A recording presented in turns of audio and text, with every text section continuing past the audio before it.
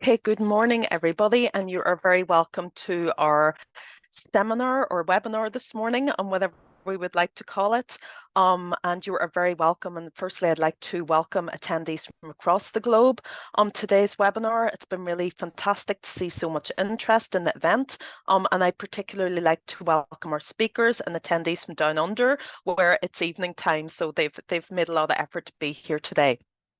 So I suppose first and foremostly, why are we here today? Dementia and human rights is an issue that's of interest and concern to us all within the context of grandparents, parents, friends, neighbours, but also our future older selves. The public discourse on dementia is very much rights-based and a rights-based issue, but there's also an evolving rights-based dementia movement, which is gradually gaining traction throughout the world due to the work of international and national dementia working and advisory groups, as well as the wonderful work of people with lived experience, such as Kate, Kathleen, and Helen, advocates and academics like Clodagh, Linda, and Maeve, as well as the next generation of researchers like Christina, who we'll hear from later. It's widely acknowledged that contemporary understandings of human rights have really been strongly influenced by the United Nations. And the Universal Declaration of Human Rights, and within that human rights are very much universal and that we're all equally entitled to them. Although these rights are given legal effect via the European Convention on Human Rights, they're not fixed entities, but very much depend on national and international operationalization, but also interpretation. And again, we'll hear about some of that today. I think for me, the pandemic in particular has shed light on many of the gaps and inequalities in our health and social care systems globally. And the pandemic has very much affected the world population differently. One of the most profoundly disadvantaged groups globally were older people and people living with dementia. Many argue that ageism and disableism, which refers to prejudices, stereotypes, and practices of discrimination against people because they're old or because they have a disability, very much amplified COVID-related risks and directly contributed to the violation of older persons and people living with dementia's human rights across the globe. This was particularly amplified in nursing home and care home settings. The lifetime likelihood of care home or nursing home use is estimated to be about 56%. So again, this is an issue of concern to us all. We also know there's general widespread public, but also policy ambivalence about care home residents. And again, today's webinar is an attempt to address and learn more about some of that. So today we will hear from a variety of speakers from both Australia and Ireland on a number of issues related to human rights for people living with dementia in different care contexts. Human rights and the care of older persons. Maeve will speak to us first. Rights under threat, dementia as a disability. We'll hear from Kate Swafer. Co-developing recommendations for the upholding of the protection and human rights of people living with dementia in Irish nursing homes. We'll hear from Helen and Clodagh. Unsuccessful ageing, marginalising constructions of dementia in Australia, aged care, legal discourse. Christina, reparation for people living with dementia. Linda and Kate will speak about that. And then finally, the Rights Made Real project. We'll hear from Kathleen and Clodagh.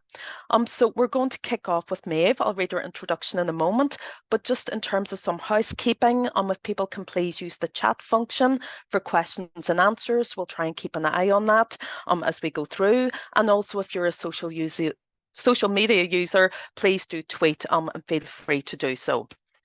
So look, we're going to kick things off with Dr. Maeve O'Rourke. Maeve is a lecturer in human rights in the Irish Centre for Human Rights, School of Law, University of Galway. She has published widely on the subject of accountability and reparation for social care related abuse, particularly within Ireland's 20th century institutional and forced family separation system. Her monograph entitled Human Rights and Care of Older People, Dignity, Vulnerability and the Anti-Torture Norm is now published, I think, Maeve. And Maeve will give us some really important insights from this publication today. So Maeve, I'm going to hand over to you. Oh no, it won't be on all day, Brenda. Thanks so much, Sarah, and I'm really honoured to be invited to speak at this seminar. I'm recognising the absolute wealth of experience and knowledge that everybody here has, both in the audience and as speakers. I think far beyond mine, and I really do think that the law and human rights law has a long way to catch up with all the other disciplines that have been focusing on the experiences and the rights of people living with dementia and older people for a far longer time. So I am very conscious of that. Like you say, I'm here because I have just published a book which began as a PhD research project 10 years ago. The book is called Human Rights and the Care of Older People, Dignity, Vulnerability, and the Anti-Torture Norm, and it is open access, meaning that it can be downloaded for free on the Oxford University Press website, and I'm sure we can also put a link to it in the chat. So the point of this 10-year project in the book was to try to figure out how we, as a community of people concerned for human rights protection and for the human rights of older people, including some people living with dementia, could make better use of one of our strongest universal human rights norms, that is, the right to be free from torture and other forms of cruel, inhuman, or degrading treatment or punishment. So in looking at how we can better use this extremely strong norm, I'm not suggesting it as an alternative to a future convention on older people's rights, which is such an important aim. I am saying, though, that there's a lot of groundwork to be laid to ensure that the existing established frameworks of human rights law and all the treaty bodies and other institutions that apply them, to make sure that they are ready to also work in tandem with the future convention, and that, they start to address the massive gaps in their, I suppose, application of that principle of universality in the meantime. And I rely on the concept of dignity to demonstrate the gaps currently in how the norm is understood and applied, and to argue that they should be closed, essentially. So the right to freedom from torture and other forms of ill treatment is not only written into several UN human rights treaties, it's also stated as Article 3 of the European Convention on Human Rights, and it is a right that we find in national constitutions all around the world. So it is a right that is there to be used in litigation, but also in public policy advocacy. And it finds its way, of course, and it's a welcome thing that it finds its way into a huge range of regulatory and professional frameworks that are based on human rights as well. It's an absolute right, that right to be free from torture and other ill treatment. There are no excuses and no justifications for states not meeting it. In law, so states cannot claim it's too expensive to meet this right, or that the way things are just makes it too complicated to change them. Under the treaties that protect the right, including the Convention Against Torture at the UN, states are required to take wide-ranging measures to protect your right to freedom from torture and ill treatment, including establishing complex regulatory and legislative frameworks, inspecting settings where there are known risks of ill treatment, ensuring access to justice, including tailored measures to support people who are marginalized, and ensuring comprehensive reparation. And states, as the law is understood now under the anti-torture norm, do have obligations to expend socioeconomic resources to meet people's right to freedom from inhuman or degrading treatment. But the problem that I'll explore is really that the contexts of so-called vulnerability, where this is really understood to be the case, where states are understood to have to expend resources, are quite confined still. And the classic setting is that of deprivation of liberty. Although, as I'll go on to point out, only really criminal justice and psychiatric treatment settings of detention have really been understood to date as places of deprivation of liberty in the first place. So part of my background that you mentioned, Sarah, is that I have spent the past 15 years separately to this project working with survivors of Ireland's mother and baby homes, Magdalen laundries, and the forced family separation system. These were institutions and systems where children and women were arbitrarily detained, without any legal authority, subjected to forced labour and torture and inhuman treatment, and the enforced disappearance of family members. And I have argued for the last 15 years with survivors of these systems that the Irish state clearly violated the most basic of Irish constitutional norms and international and European human rights obligations of the state. And I've wondered the whole time, like, why, when it was so obvious that these massive basic human rights violations were happening, were they simply allowed to continue? How was it that the obvious basic law did not work, was not seen to apply to children and women who were in these institutions? How were they understood not to have constitutional rights, essentially, and not to have human rights? And I suppose this book, Human Rights and the Care of Older People, I think really tackles that same problem. The aim that I have is to show the clear relevance of the established right to freedom from torture and ill treatment and its sister right to liberty to older people who experience wide-ranging care-related mistreatment.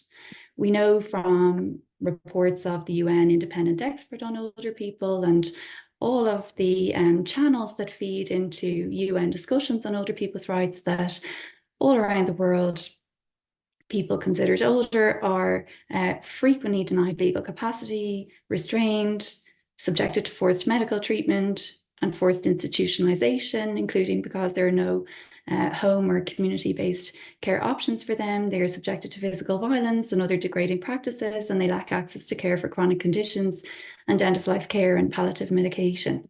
I recognise I'm talking a lot about older people, and people living with dementia are not one and the same. And actually in the book, I don't rely on a definition of a particular group as an argument for the application of the rule against torture and ill treatment. I simply focus on empirical research that the researchers whose work I'm using have designated as relating to older people, but I use those experiences just to, I suppose, portray issues that in general the anti-torture norm is not sufficiently addressing, and to make arguments about people as individuals needing better protection from the anti-torture norm. So the arguments, I think, relate. And so what I came to believe in relation to Ireland's institutions in the past, and also what I think arises in relation to care for older people and many people living with dementia, is that in our culture, and certainly in legal culture, when certain people who already experience societal prejudice come to the state with needs, they are understood, therefore, not to have rights. So when you look for socioeconomic assistance, you're certainly not understood to have a right to direct how that assistance might be provided. And on top of that, there is the notion that by not personally already being able to provide for basic needs, you are demonstrating your incapacity, which therefore justifies coercive treatment. As a result, it's allowed, and it's actually considered benevolent of the state to take control of how you live your life. And of course, I am describing what so many people here understand as the charity model of responses to people with disabilities. For example, there's such a strong literature and movement around this. And it is, of course, a fallacy, and the key fallacy, that any of us does not have needs, and that the state is not already providing for the needs every day of people in power. So I identify that in the book, that actually the way the anti-torture norm is implemented is affected by this notion that when you have needs for socioeconomic assistance, you're therefore not understood actually to be a rights holder. And I'm arguing in the book that the rule against torture and ill treatment has to be understood to require states as an essential measure of protection against degradation and coercion in relation to care, to provide basic consensual care services and supports to people when they are dependent on the state. And this also involves recognising universal legal capacity as required by Article 12 of the United Nations Convention on the Rights of Persons with Disabilities, which is bolstered, of course, by Article 14 of the CRPD, which prohibits disability-based deprivation of liberty. So I'm arguing that we need to advocate for and understand the right to freedom from torture and ill treatment as requiring legislative, regulatory and administrative frameworks that guarantee access to person-centred, consensual care services and supports. In the book, I actually used the case study of inadequate continence care to argue that lack of access to care for a person's basic needs, and we can think of many other forms of lack of access as well, can violate dignity sufficiently to amount to degrading treatment or even inhuman treatment. And therefore, the state has obligations to act and to understand people as having rights under this particular very strong norm. I use, in order to argue this, and I recognise it might be self-evident, of course, to people here, but unfortunately, this notion of suffering due to lack of access to care is not yet really embedded in how we understand the anti-torture norm. So I use a particular conception of a dignity violation, which I actually take from existing case law, for example, on prison conditions. And I say that where a person experiences an interference with a core aspect of their personality, which they are made powerless to avoid, that is a dignity violation that should shed light on, therefore, what amounts to degrading treatment or inhuman treatment. And I challenge the notion in European Convention on Human Rights case law that there is a realm of naturally occurring suffering that the state's actions or inaction doesn't affect, and that it's particularly where people are ill that the ECHR at present applies this notion of naturally occurring suffering. And I also challenge very much the notion of vulnerable groups that we see in the European Court of Human Rights case law. I show that suffering as a result of inadequate care comes about not because people are destined to suffer, but because care systems operate according to priorities and prejudices that states do, of course, have the capacity to influence and adjust. And the widely reported phenomenon of older people and people living with dementia being forced to live in institutions because they cannot access the care services and supports they need in community-based settings is a perfect illustration of how lack of access to care is not just a neutral situation incurring no state responsibility, but is actually coercion, because basic needs are unrelenting and they therefore demand a response. And so state failures to provide them have concrete coercive consequences. And as I said before, there is this societal impulse to treat people who've not been able to access care as if they are incapable and therefore deserving coercion. And unfortunately, the anti-torture norm contributes, as it's currently understood, to this problem because of the doctrine of medical necessity. That is, where it is permitted under our existing understandings of the anti-torture norm to coercively treat a person in their best interests where they are understood to lack capacity. And I highlight in the book instances in the European Court of Human Rights where older people's lack of access to home care has actually been understood as self-neglect and as actually evidencing a so-called mental disorder, when actually when you look into the case law, they were unable to access home care and care in the community. So I think, to conclude, one of the first places we might all take these arguments of the anti-torture norm requiring states to provide consensual care services and to ensure respect for universal capacity, I think where we might take these arguments is to the national preventive mechanisms and the Subcommittee for the Prevention of Torture and the European Committee for the Prevention of Torture, all of which are responsible for inspecting places of detention in states all around the world in order to ensure prevention of inhuman or degrading treatment. Particularly since COVID, there is a recognition that older people and many people living with dementia are de facto detained, deprived of their liberty.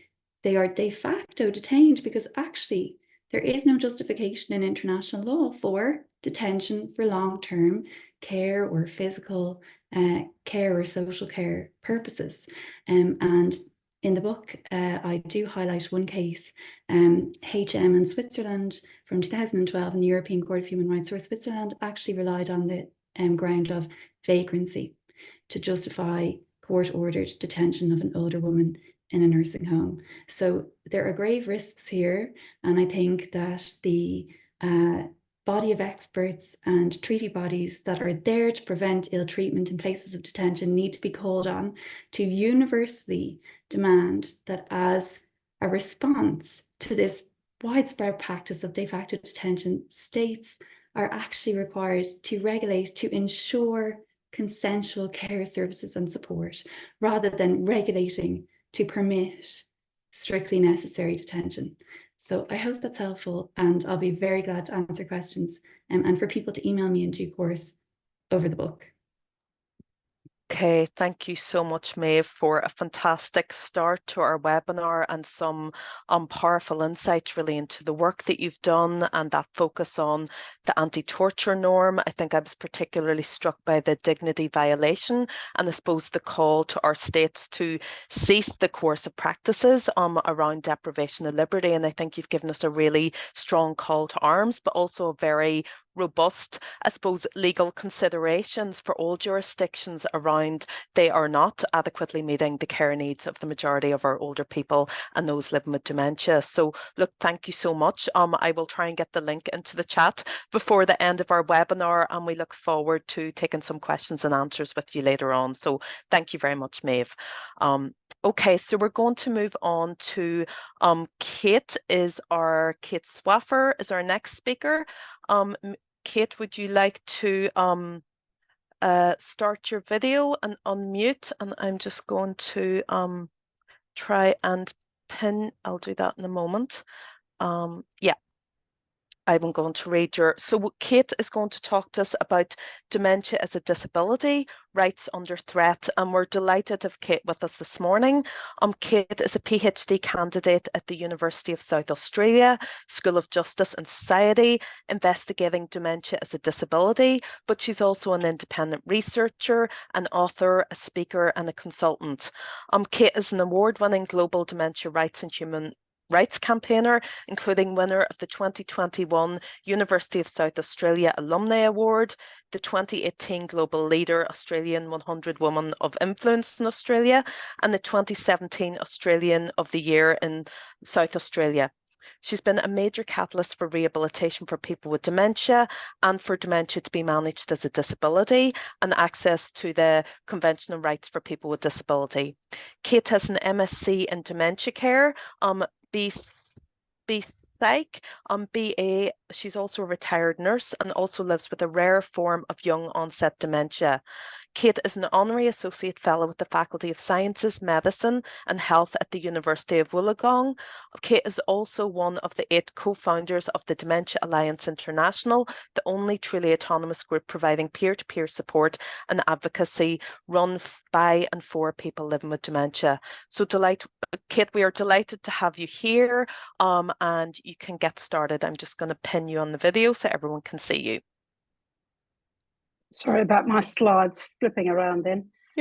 Thanks so much, Sarah, for giving me this opportunity to present today, and for your incredible enthusiasm and diligence in putting together this program of fabulous speakers, and congratulations to all of the other speakers as well. Thank you. I'd first like to acknowledge that I work, study and live on the traditional country of the Kaurna people, the Indigenous Australians whose lands are the Adelaide Plains in Australia, and pay respect to elders past and present, and welcome First Nations people here with us today. I recognise and respect their cultural heritage, beliefs and relationship with the land, and acknowledge that they are of continuing importance to the Kaurna people living today. I also recognise that their sovereignty over this land was never ceded. It always was, always will be Aboriginal land. So I thought I'd just start with a brief slide. You can't have good mental health without human rights. You can't have good dementia care without human rights either. And human rights and disability rights are the foundation of good mental and physical health. So denial of these rights often leads to trauma and distress, loss of hope. This slide lists just some reasons why human rights matter and shouldn't be just abstract concepts. And yet, if you ask people whether they believe in the rights of people with dementia, most will say yes, but very few are willing to act on that belief. I've had many people say to me it's too hard, but rights are an essential tool for building a healthy society, and especially for restoring hope for people diagnosed with dementia and for their families. Dementia advocacy and research really does need to catch up with mental health advocacy and research. I think that we're about 10 to 15 years behind. In advocacy for mental health, for example, people with lived experience have a commercial rate of play. In dementia advocacy, mostly we're expected to be volunteers. So I'm just going to start quickly with the prevalence. Most of you will know the prevalence. I won't read it out. The slide speaks for itself, but there's no doubt that dementia is a growing global challenge, and that dementia is a major cause of disability, which is also why I believe it needs to be more prominent in post-diagnostic care and support from the time of diagnosis. Yes, I believe in human rights, but I think we're missing the point by not addressing disability rights. So there's an estimated 1.3 billion people who experience significant disability globally. Inclusion for all of us is critical in terms of the Sustainable Development Goals and universal health coverage. But people with disabilities face vast discrepancies, as anyone here today with dementia will also attest to. We may not die up to 20 years earlier than others, but we have significantly less access to health and social care and to disability support. So this slide highlights the basis of my hypothesis in my research, because I believe that not to tell people that dementia causes disabilities and not to provide support as you would for someone in a wheelchair with hearing loss, with sight changes, etc. If we didn't provide someone with a wheelchair who didn't have legs or couldn't use their legs, but we expected them to walk up the stairs, everyone would think that was not okay. And yet people with dementia, primarily invisible disabilities, are expected either to go home and wait to die or to function without disability support. So we really need to change that. So in that prevalence slide, I didn't highlight the data that came out in 2015. The World Health Organization stated in 2015 that there's one person diagnosed with dementia every 3 seconds. So what did that mean for me? That meant someone threw my life in the bin. And pretty much everybody I've met with dementia has had the same experience. They might not put it so graphically as that slide says it, but when you're told to give up work, give up study, get your end of life affairs in order, and there's nothing that you can do or that we can do, it takes away your life, basically. And the active advocates around the world have proven that with support, we can still live productive, functioning lives. But unfortunately, this is kind of what inspired my PhD research, because we can write books, write articles, we can talk a lot about human rights, but until we actually deal with the lack of disability assessment and support, we're probably missing the mark. So I wanted to explore that in research. What I've seen the last few years is very much a revolving door of research, of advocates, and also of advocacy. So people with dementia as advocates, we have a progressive terminal condition. So we are unfortunately getting worse. And that means there's a constant revolving door of new advocates to take over from people like me. So we need to pass the baton. But what happens is a new advocate doesn't understand the last 10, 20, 30 or 40 years of dementia advocacy. So every time there's a new advocate, we're almost starting from fresh because they don't know the stigma's been around forever. They don't know that everybody else has very poor post-diagnostic support. And when I first started my PhD, I was going to do stigma and dementia, and I'd done a literature review on that, not published. I will publish that one day. But what I realised is that we've had 4 decades of research into stigma and dementia, and we keep having reports and research into stigma and dementia, but so far nothing has changed. So I kind of felt like there's just this revolving door of the same research being done differently, and of advocacy and advocacy organisations doing the same thing over and over again.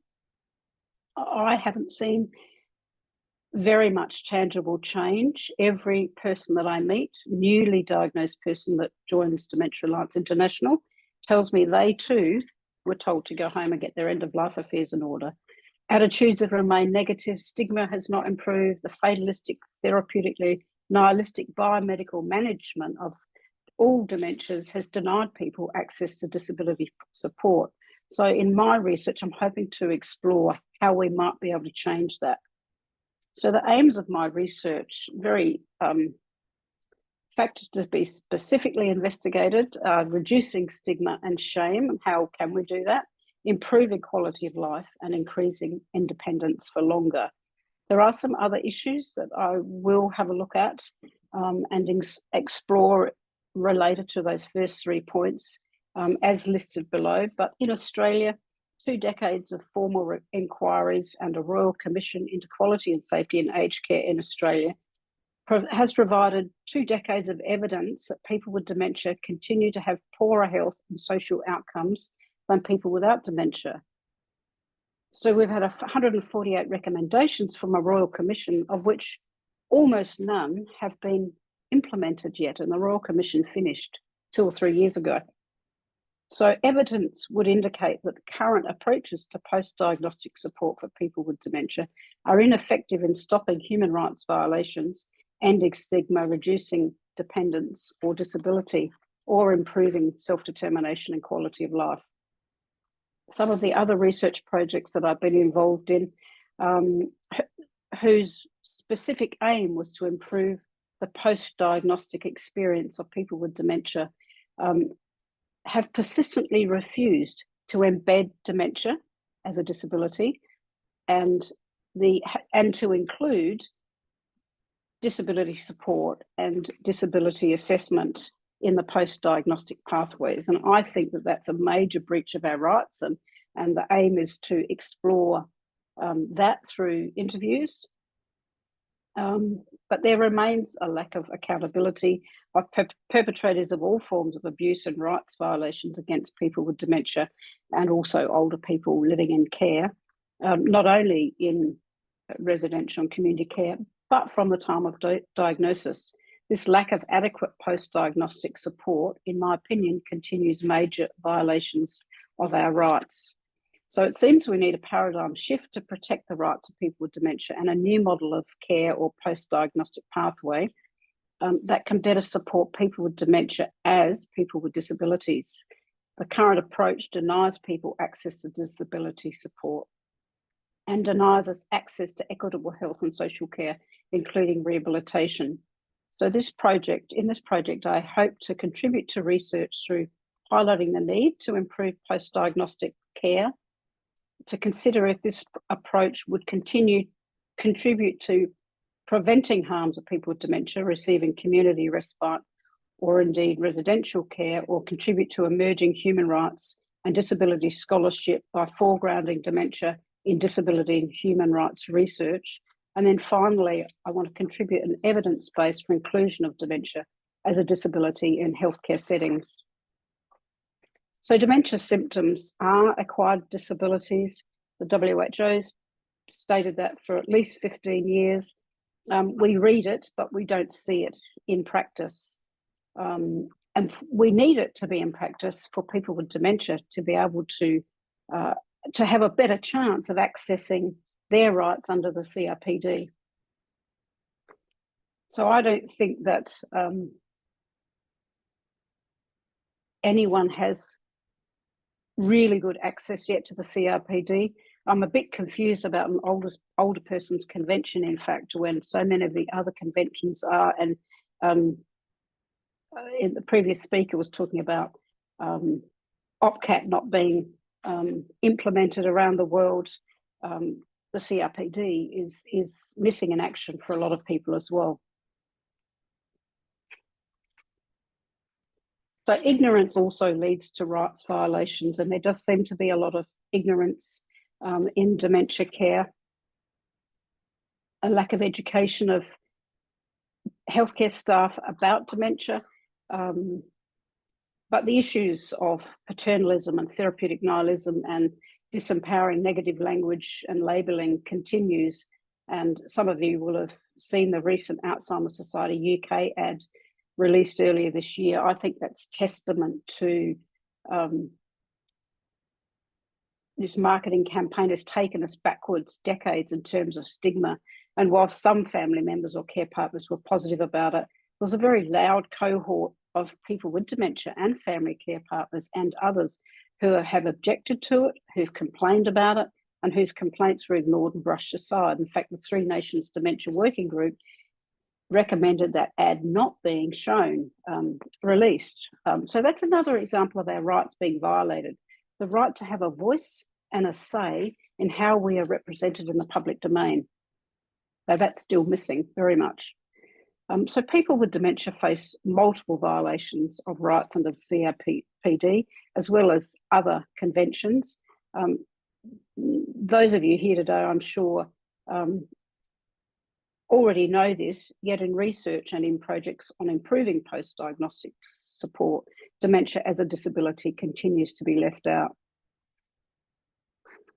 So violations include, and I'm not going to read out that list, you can read that, but people with dementia continue after decades of research and publications and World Alzheimer's reports. The list goes on of all the money and time that's been spent on trying to stop some of these things. And most people are still experiencing harm and neglect.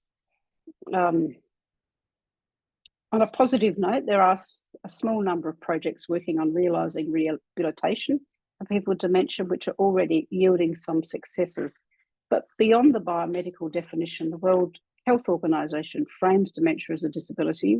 Most of us know that, but there's been so little positive change for the provision of health services that improve health and social care outcomes for people with dementia over many decades.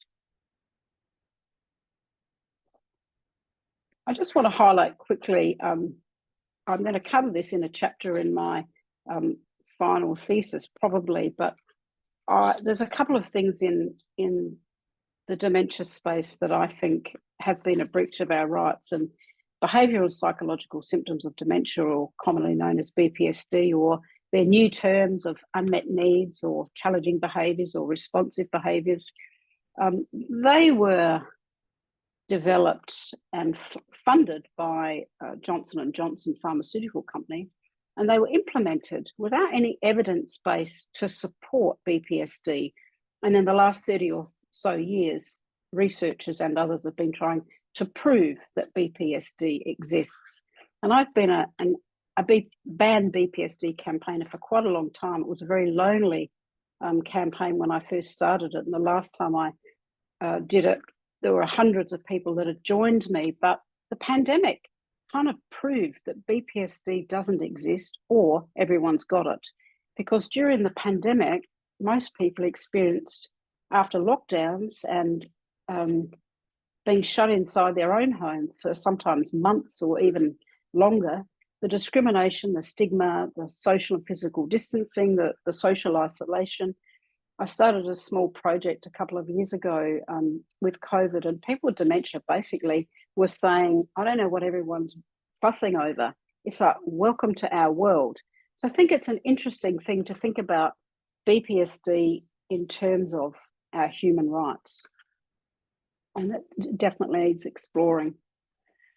So the current biomedical approach to dementia enables rights violations. So my research, in part of my research, I aim to try and unpick that statement and how the biomedical approach to dementia might even be the root cause of some of the violations. So in the last century, diagnosis was usually much later in the disease process. But when I was nursing in a dementia ward, we only saw people in very late stage dementia. We didn't see anybody in early stage. And I didn't see anyone younger with dementia. But we're in the 21st century now, and diagnosis is occurring much earlier in the disease process. That's partly because researchers have felt that maybe they've failed in finding a pharmaceutical treatment because they've waited too long with people in much more advanced dementia. But what's happened is people are being diagnosed earlier, but are still receiving late stage management.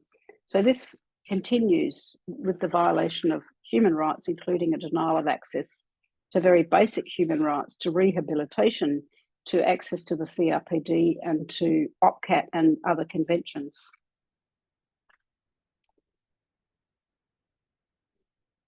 Professor Gerard Quinn said to the Human Rights Council 2 or 3 years ago now, human rights-based support systems and services for people with disabilities must be prioritised to ensure that no one is left behind. This, to me, reinforces just why it's so important to embed dementia as a disability in policy, in healthcare services and care provision, and at the time of diagnosis, so that we're not left behind under the CRPD. So a 21st century approach to dementia is critical.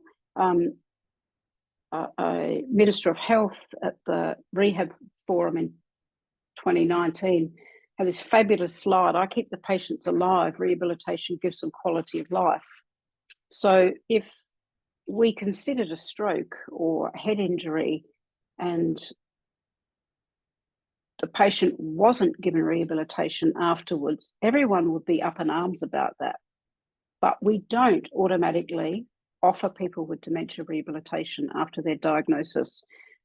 In fact, in Australia, the only time there's funding for speech therapy that I know of is in the late stage of the disease when someone can't swallow. Frankly, that's too late. People with dementia need things like speech therapy much, much earlier in the disease process. So next steps for me, I'm just about to start data collection. For the researchers in the room, then the awful ethics process. Not far off completing a scoping review. Then I'll do an analysis of the data, summary of findings, and conclusion, of course. So I'm hoping to explore why people with dementia, one, are not being supported as people with disabilities within policy and healthcare settings, and through the lens of human rights. And I'll also consider if moving from a biomedical approach to a disability and social model will improve or reduce stigma, increase independence and quality of life and self-determination. Of critical importance, of course, is that I'll be seeking to include people with dementia and care partners and family members and others in this work, not only as research participants, but as advisors on the project. So my hypothesis and initial investigations suggest that because people with dementia are not being supported as people with disabilities, this is a barrier to human rights and is denying them access to justice. Hence, the current approach to dementia research, dementia care, and dementia advocacy potentially requires new thinking. It's easy to think and say the right thing, but it's much harder to act on that. Hence why I felt the need for this research. Thank you. Okay. Thank you so much, Kate, for a really powerful, inspiring presentation. I mean, you give us such wonderful insights both into your lived experience, your fantastic PhD work, which I think will be pioneering in terms of our understanding around that lived experience of dementia as a disability, which will then hopefully go on to influence changes in policy and practice. And then obviously the amazing advocacy work that you've been doing on so many levels. And look, you've given us so much food for thought. Again, again, just in terms of those rights, those human rights violations and what needs to change. So thank you so much. Kate, you've also kindly agreed to share your slides with participants so we can share them afterwards, because again, sorry, this was my issue. I think I had a little problem spotlighting it at the start, but I got that sorted, so we can share the slides afterwards. So look, our sincere thanks to you, Kate, and we'll be hearing from you again later on along with Linda, so you can have a little bit of a break. So for now, we're going to move on to our next speakers. We're delighted to have Helen Rochford-Brennan and Clodagh Whelan from the Alzheimer's Society of Ireland. And Helen and Clodagh are going to be talking about a project involving co-development of recommendations for upholding of human rights of people living with dementia in Irish nursing homes. So Clodagh, if you just want to get the slides ready, and I'll just do a brief introduction. Helen has probably a CV too extensive to get into today, but she's currently a Global Dementia Ambassador, former chair of the Irish Dementia Working Group, former chair of the European Dementia Working Group, former board member of Alzheimer Europe, but also a tireless advocate and campaigner and inspiration, I think, to many. Clodagh has a law degree, a diploma in social gerontology, diploma in person-centred dementia care, and Clodagh also has a particular interest in the human rights of people with dementia and their participation in society, advocacy and care standards. Okay, so I'll just try and Clodagh, I'll pin you so we can see your slides. I think Helen is going to begin. Okay, well then I'll pin Helen first. Thank you very much. Helen, do you want to kick off then? Yeah, good morning, everybody. Thank you for giving me this opportunity to be with you today. It's such a pleasure, Kate, to see you the other side of the world. And I want to welcome yourself and Kathleen, my colleague from the Irish Dementia Working Group. I suppose before I start, I just want to say I want to remember my friend Sean, who's in a nursing home. And I want to remember all the people in nursing homes in Ireland today who do not have a voice. I also want to remember, and I want you to take a moment and reflect on all of the people around the world who are diagnosed today. Many of them young, many of them trying to adjust to a life where they're not recognized as a disability, where dementia is not recognized as a disability like here in Ireland. So my colleague Clodagh from the Alzheimer's Society of Ireland, Clodagh, I've forgotten your title. This is a very, very bad start. But she's going to give you, she's going to tell you about the background of the project, about how a group of people living with dementia said it is time for us to take action on nursing homes here in Ireland and the care that we receive. Then I'll speak about adult safeguarding and human rights in the context of care and what it means to me. So over to you, Clodagh. Thanks so much, Helen. How long are we into the pandemic and I'm having trouble with the slideshow? You're fine, Clodagh. Yeah. Good morning, everybody. So is this... We can see you. You're just not full screen. Yeah, it's full screen now, Clodagh. Thank you. Great, thank you. So my name is Clodagh. I'm the advocacy manager with the Alzheimer's Society of Ireland. And before that, I was the advocacy officer supporting the Irish Dementia Working Group. And pre-pandemic, this is a photo of the group. They were working really well. They had done a lot of political advocacy, and their demand to be involved in research was such that the Alzheimer's Society made the decision to start a separate PPI group and resource that. And they had really, I suppose, broken the back on the conversation around young onset dementia, about people getting diagnosed earlier. And we had many, many in-person meetings. And when COVID-19 hit, the group had to completely reorganize and move to online meetings. And the next slide is one of our first online meetings with the steering group. I hadn't figured out how to take screenshots, so I'm using my phone. Jacinta wasn't able to log on via Zoom, so she's joining us on her phone, on loudspeaker. And Kevin, who was the vice chair at the time, said he thought it would be easier to push a tractor up a hill. And getting everyone together to meet online was, you know, I suppose a big change for the Irish Dementia Working Group. But they really rallied, and soon they began advocating. They began meeting political leaders to ask them to consider the needs of people living with dementia. They advocated on the programme for government when the government was just forming. And increasingly, they became really concerned about the lives and specifically the human rights of people living with dementia and long-term care. And what we've seen in Ireland and what Kate said very much resonated, we have many, many committed professionals. And we have many professionals who do great work. And we have many people who are committed to, I suppose, making long-term care better for people living with dementia. But we in the Alzheimer's Society of Ireland and the Irish Dementia Working Group, we're ambitious for the lives of people living with dementia. We don't want them to just exist in a nursing home. We want them to live full lives.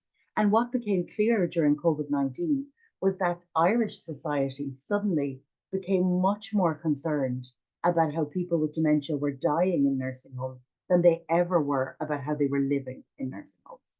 Suddenly, the issue of the lives of people in nursing homes became a hot topic, and the Irish Dementia Working Group decided they had to have a position on this, but more importantly, they had to consider people living with dementia who could not speak for themselves, and they had to really spotlight their human rights.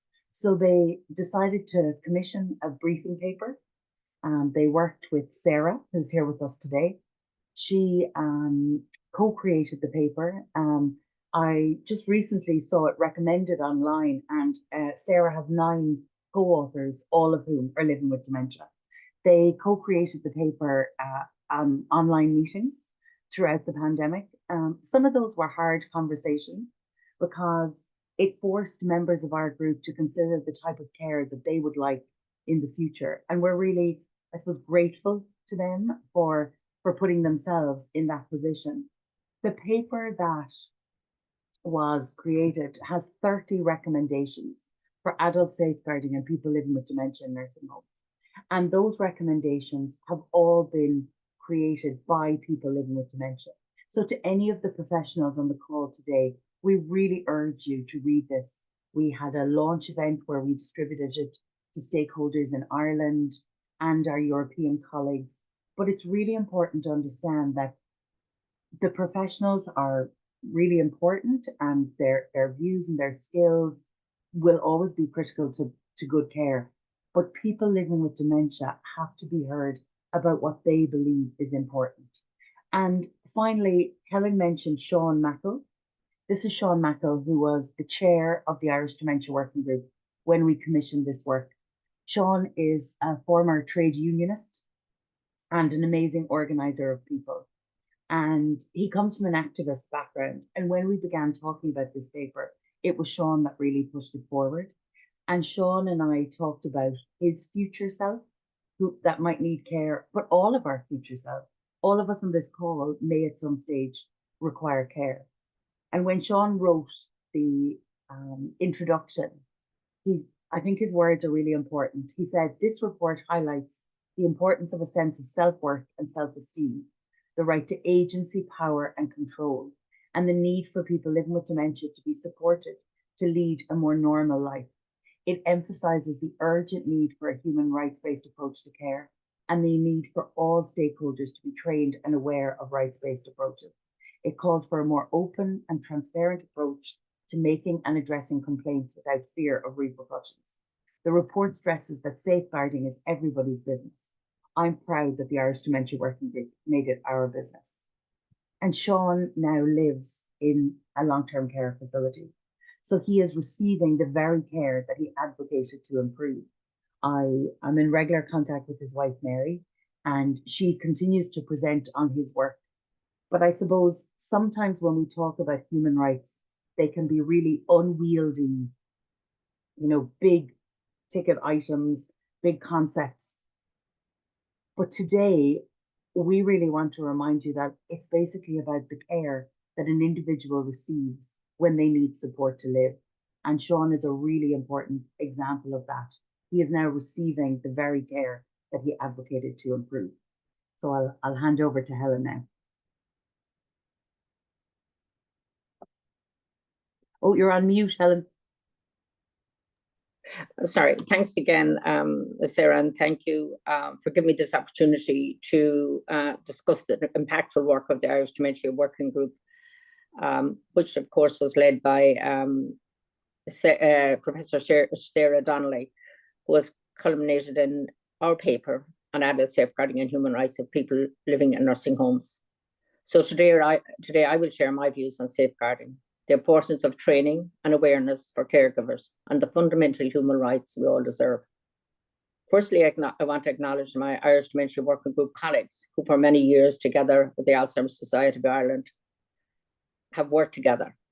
In fact, my journey began with them in 2013. And we created, back in those early days, we created a Charter of Rights for people with dementia. And this was the beginning of our journey into rights and social justice. We must first have social justice before we can embark on fighting for our rights. So there was no stopping us then. We wanted to continue fighting for our rights. So for many years, the Irish Dementia Working Group has emphasised the importance of examining and upholding the human rights of individuals living with dementia in long-term residential care. With the support of the Alzheimer's Society of Ireland, we have been empowered to make sure that our voices have been heard. I've had the privilege of representing people with dementia in the Irish Parliament, which we called it all, the European Parliament, and at many global events. Yet, I recognise that many individuals with dementia remain unheard and their rights are overlooked. Their human rights are forgotten and their voices are not heard. This is why we collaborated with Sarah Donnelly to focus on safeguarding people with dementia in nursing homes. We aim to define the care we wish to receive and to promote better practices and awareness on the rights of people with dementia as their condition progresses. It is our societal duty to protect and support our most vulnerable members, ensuring their rights and dignity are upheld. The Irish Dementia Working Group felt it necessary to clearly articulate what this should look like, as we often hear about best practice from professionals, but not from those who are receiving the care. So when I think about safeguarding, we must have a broad definition of this. Safeguarding should encompass more than just safety. It should also protect our lives, passions, and joy. There is a risk that overly cautious measures can diminish our quality of lives, and this we do not want to happen. A nursing home should be a homely environment where individuals with dementia are supported in their usual activities. For example, a homely environment means allowing people to make tea, despite the small risk of injury. Material citizenship matters to all of us. Our social and physical lives must be safeguarded, which is why our co-created paper includes recommendations on activity, care timing, and other measures to ensure we live full lives. Recommendation 14 of Safeguarding Paper states, we believe that people living with dementia in nursing homes, regardless of their age, should be actively supported to maintain all hobbies and pastimes.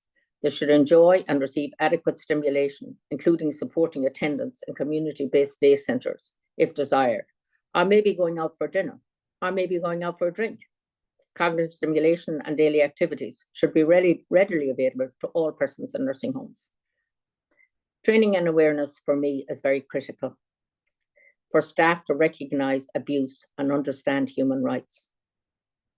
All too often, unfortunately, appropriate training is not in place. So we advocate for vigilance, honesty with teams, and flexibility in routines. Importantly, we seek a meaningful understanding of unmet needs and responsive behaviours. Recommendation 6 of our safeguarding paper states, we believe that people living with dementia in nursing homes, regardless of their age, should be cared for by staff who have a minimum of what we call a PTAC level 5, which is a level of training that all people should have, and also have received dementia-specific training, which is pretty new in this country, as well as training in rights-based and human rights-based approaches to care. Monitoring of staff training should be carried out by a government agency, which is called HICWA. I want to speak about my rights and human rights of all people living with dementia. I believe things are changing slowly, and we are viewed as rights holders, but not always. I do want to think that we have made positive strides here in Ireland. So I wanted today, I know Kate and all of you are used to me being on the negative, but today I want to be a bit on the positive. Our rights of those living with dementia in nursing homes is paramount. Their progress, as I said, has been made, but we must never forget, as has already been mentioned, COVID-19, when the rights of nursing home residents were restricted. At that time, for me, it was pretty critical, and I was not very involved in this paper at that time because my husband was dying and he was in a hospital. And my biggest fear was that he would have ended up in a care home. So when I think back on those days, honestly, it breaks my heart to think how people in nursing homes were restricted. They were locked away from society. And more importantly, they were locked away from their friends and family. And I remember going to the hospital, waving to Sean up on a window 10 floors up. And I just think every day of how people in nursing homes and their families and all our friends, how they felt. So our human rights should not ever be compromised in times of crisis. Without a rights-based approach, we are more in danger in times of crisis.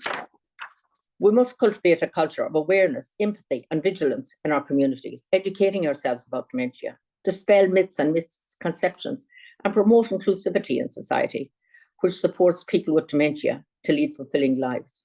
If we cannot achieve this, then our rights are in danger. Carers, both informal and professional, are the unsung heroes who provide invaluable support and compassion, assisting in the challenges of daily living. Society must recognise their dedication and ensure they receive the necessary training, resources, and respite. Access to the support of carers must not be taken away from people with dementia. Recommendation of our paper 11 of our paper states, we believe that people living with dementia in nursing homes, regardless of their age, should have the right to a private and family life, including managing personal belongings and finances according to their will and preference. These include regular visits from family members and friends. Here, will and preference are important and not best interest, as has been the case for far too long in this country.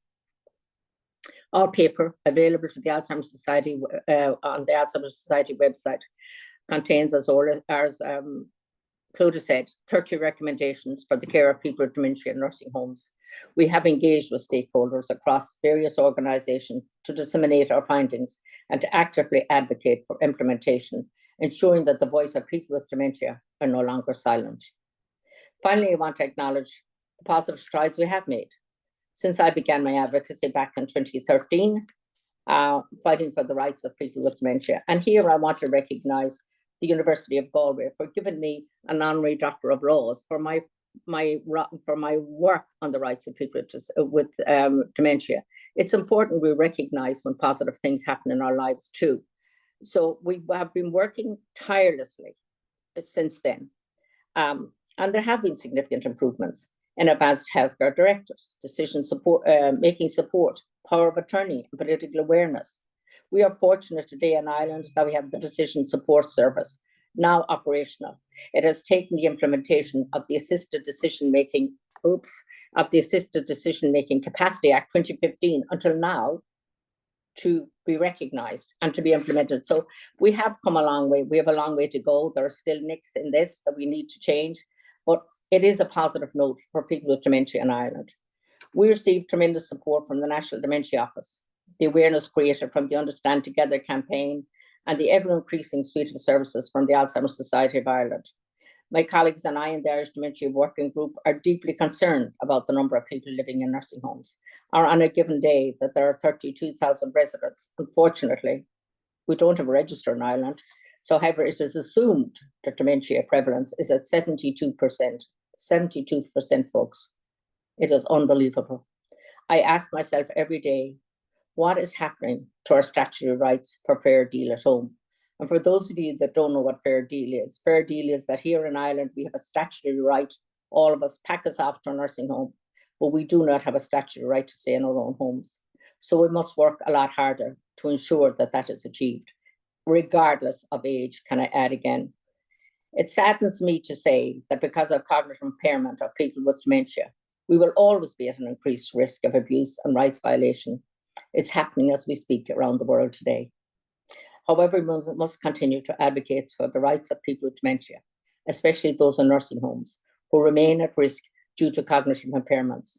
We must never stop talking about human rights, and neither should all of you. And neither should all of you. Recognizing the human rights of people living with dementia is reliant on recognizing us as equal citizens, equal in rights and equal in humanity. Thank you, Sarah, for the wonderful job you have done in producing this paper, and thank you, Clodagh, for your support today. In closing, can I say, together we can create a world where every person living with dementia is respected, heard, and empowered. Let us continue to champion those rights, celebrate the lives of people with dementia, and build a future where compassion and dignity are at the heart of care. As Nelson Mandela once said, to deny people their human rights is to deny them their humanity. Thank you for listening.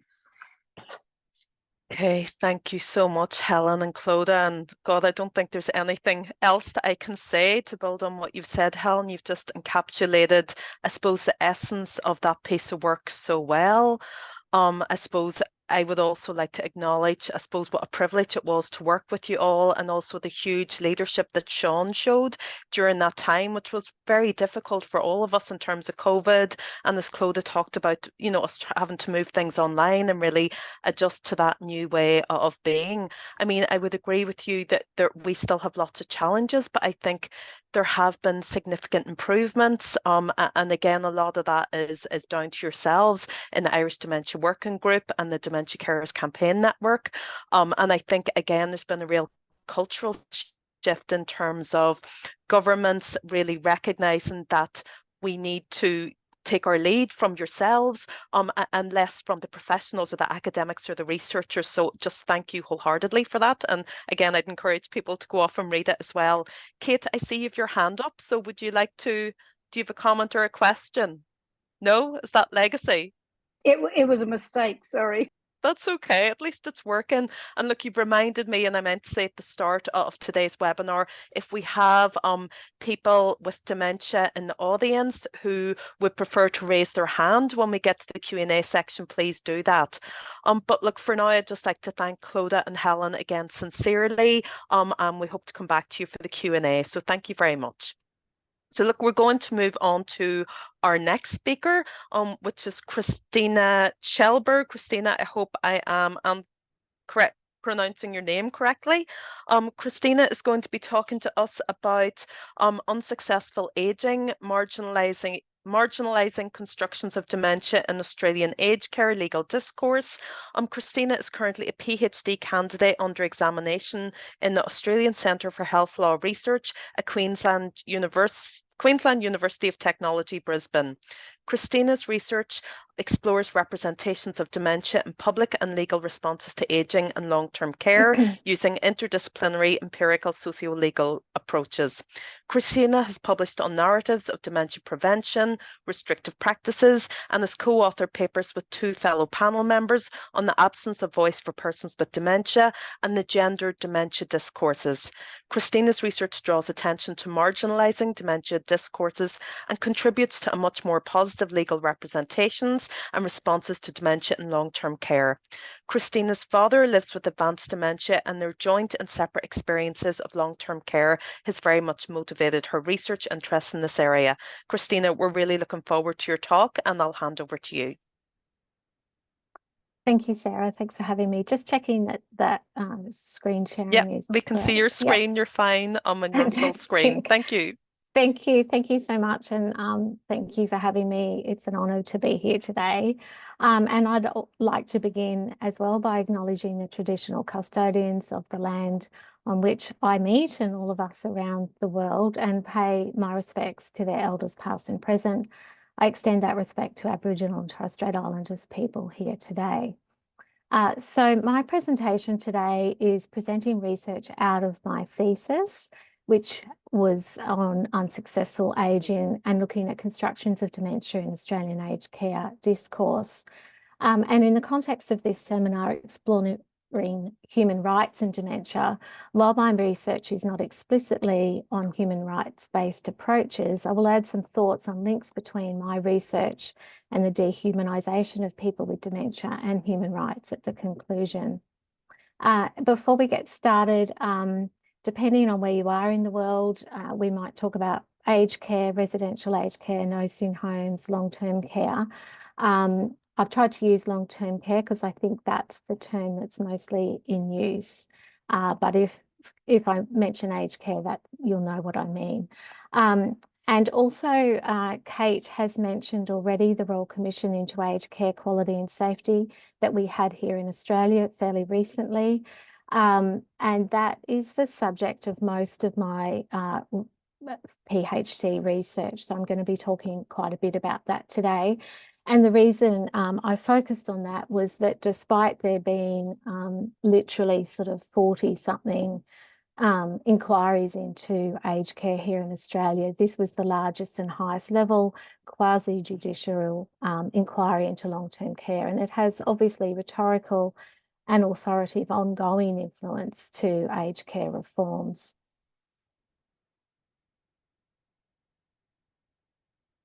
So the outline for my presentation today, where I'll be looking at the marginalising influence of successful ageing narratives on constructions of dementia in Australian aged care discourse.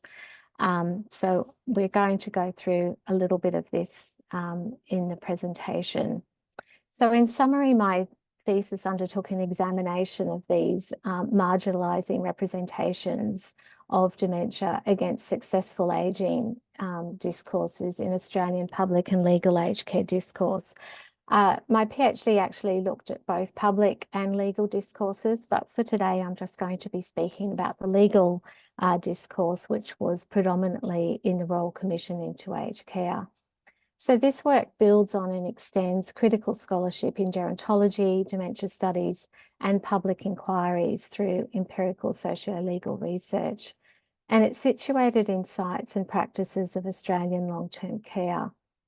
It uses a social constructionist approach to conduct discourse analysis of legal discourse that was in the final report of the Royal Commission, and explores representations in this discourse of framings of dementia, where dementia has come to signify the opposite or the antithesis of successful ageing.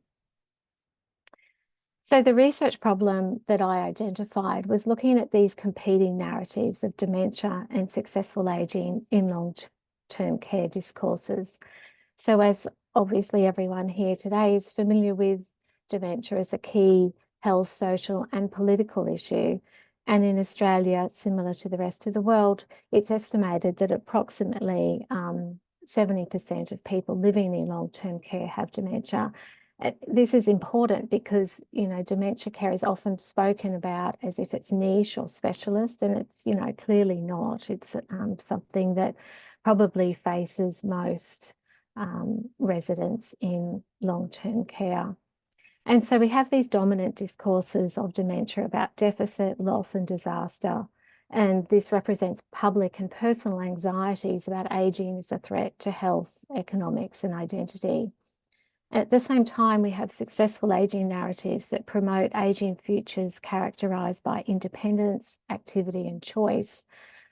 Successful ageing is a biomedical theory of ageing that was first proposed by Rowan Kahn, who said that it offered an alternative to assumptions of age-based decline, and rather that ageing outcomes could be modified by lifestyle choices. So these choices translate to successful ageing practices, and such that you'll all seen of diet, exercise, consumer products and services, and staying social. This theory has been so successful that it's achieved normative status as a biopedagogy of contemporary ageing cultures. However, in naming successful ageing, this creates a category of unsuccessful ages.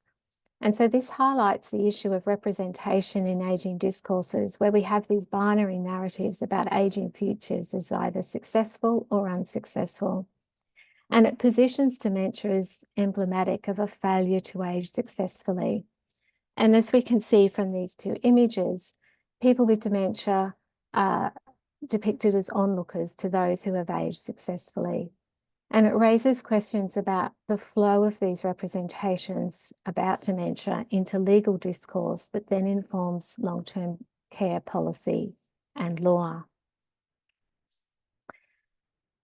So just quickly, this thesis then contributes to this a number of areas through empirical socio-legal scholarship. And it's particularly relevant to look at legal responses to dementia that presuppose able-minding able-minded models of aging. It's a tough one. So moving on to the research question that I looked at was how then successful aging narratives frame marginalising constructions of dementia in Australian legal aged care discourse. I looked at this using social constructionist approach towards taken for granted knowledge. So social constructionism says that how we understand the world, including its problems and people, is a product of how that world is represented through language, and that these become discourses. These representations are always historical and cultural, and they form constructions, which are sets of meaning systems that contribute to sense and world building. Discourse therefore has performative power, and it influences thought and action. And within legal systems, this flows into what is permissible and legitimate in treatment of others. So just quickly looking at what I did, this is the Royal Commission final report, and this was a multi-stage process where references to dementia were coded and organised by themes, and of these, several themes emerged which were developed into 3 research publications. The first of these is looking at the use of restraints in long-term care, and it focused on a case study for a man, a Mr. Terence Reeves, who was described as excessively wandering, and this was framed as a threat to long-term care. The paper found that the Royal Commission reproduced these dehumanising constructions of people living with dementia as vulnerable monsters. And this was despite there was no evidence of any actual harm by Mr. Reeves wandering either to himself or to others. And this perpetuates constructions of a dehumanised status for people with dementia whose bodies do not fit neatly or cleanly into long-term care. Further, the Royal Commission itself adopted an authorisation narrative that permits regimes of restrictive practices that would otherwise be illegal and violent for people with dementia who fall outside full humanness in successful ageing futures. It also failed to consider dementia behaviours as a form of resistance and communication that respond to aged care environments, and particularly thinking there of Kate's comparison there with behaviours of COVID.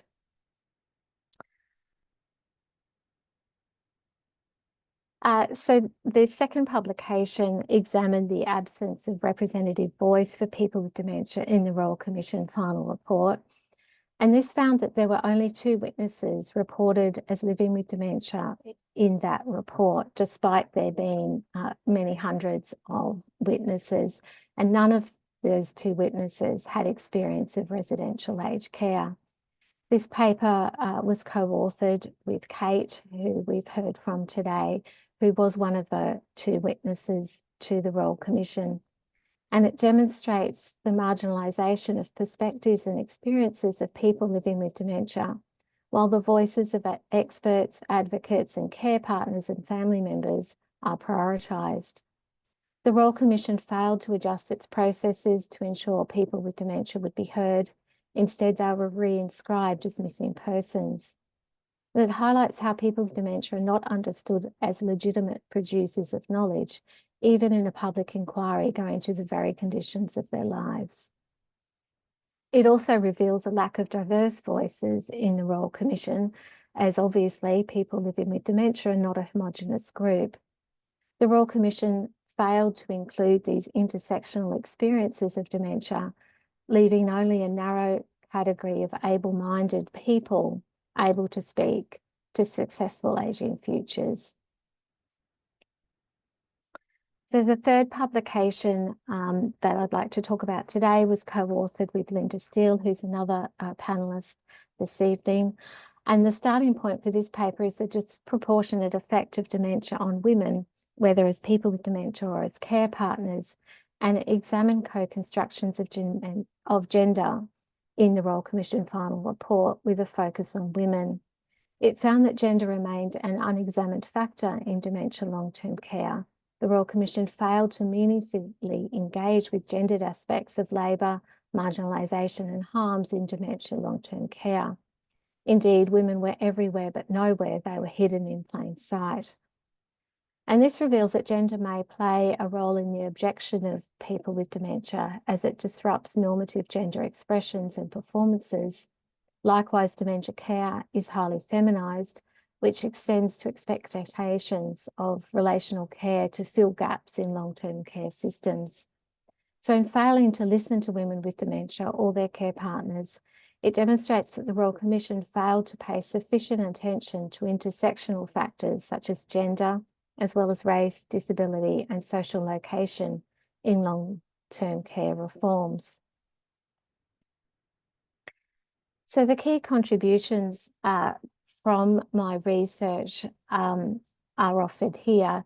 The first, dehumanised constructions of dementia influenced by persistent contemporary narratives of successful ageing perpetuate stigma, neglect and harms for persons living with dementia who use and depend on long-term care services. The Royal Commission official discourse reinscribed marginalising care structures and practices and represented a missed opportunity for lived experience and intersectional approaches to long-term care reforms. And lastly, legal constructions of dementia within long-term care systems place people living with dementia as outside from humanness that contribute to their ongoing marginalised status and unable to bear witness to their own experiences. So it has shown how successful ageing in aged care discourse operates to disqualify and exclude people living with dementia from successful ageing futures. Indeed, persistent dehumanised constructions of dementia in legal aged care discourse position dementia as the antithesis of successful ageing. So some final thoughts on dementia, successful ageing and human rights. This research, I hope, has revealed how dehumanised framings of dementia flow into legal aged care discourse and responses to dementia.